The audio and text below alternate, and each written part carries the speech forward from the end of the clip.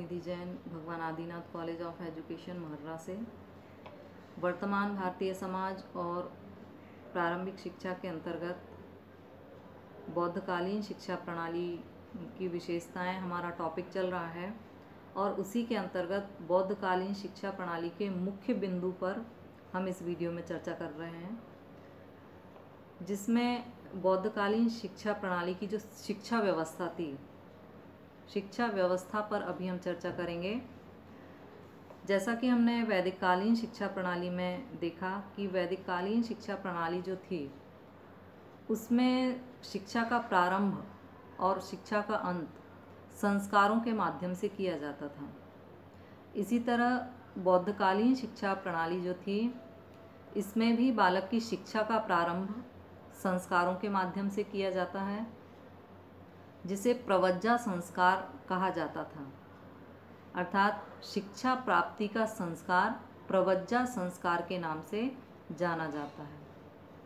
इस संस्कार के अंतर्गत बालक जो होता था उसे गुरु के समीप ले जाकर उसका सिर मुंडवाया जाता था और उसको पीले वस्त्र धारण कराए जाते थे। इसके बाद शिष्य जो है वो गुरु से प्रार्थना करता था अपने आप को शिष्य के रूप में स्वीकार करने के लिए। जब वह शिष्य बन जाता था उसके बाद उसे सिद्ध विहारक, नौ भिक्षु, श्रमण या सामनेर नाम दिया जाता था। सिद्ध विहारक, नौ भिक्षु, श्रमण या सामनेर अर्थात प्रवज्जा संस्कार होने के बाद और छात्र के रूप में स्वीकार कर लिए जाने के बाद शिष्य को श्रमण या सामनेर के नाम से जाना जाता था। जब बालक शिष्य के रूप में स्वीकार कर लिया जाता था उसके बाद वह शरणत्रयी के पालन का वचन गुरु को देता था।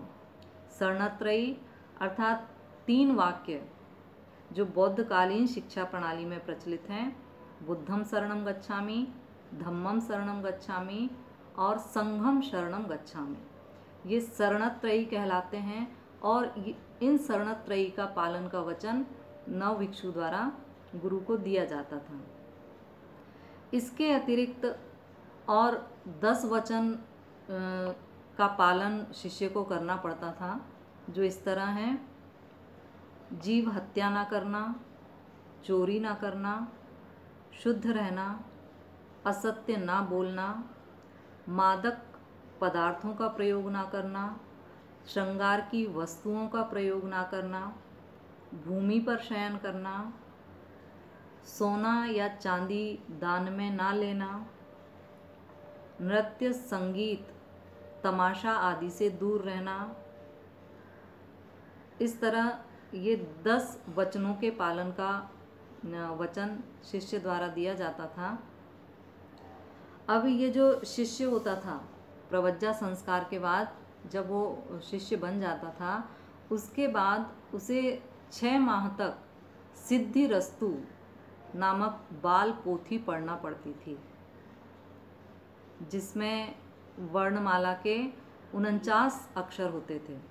इन अक्षरों का ज्ञान उसे प्राप्त करना होता था और ये 6 माह के पश्चात उसे 5 क्रियाओं का ज्ञान प्राप्त करना पड़ता था, जो इस प्रकार हैं: शब्द विद्या, शिल्प विद्या, तर्क विद्या, चिकित्सा विद्या और आध्यात्म विद्या।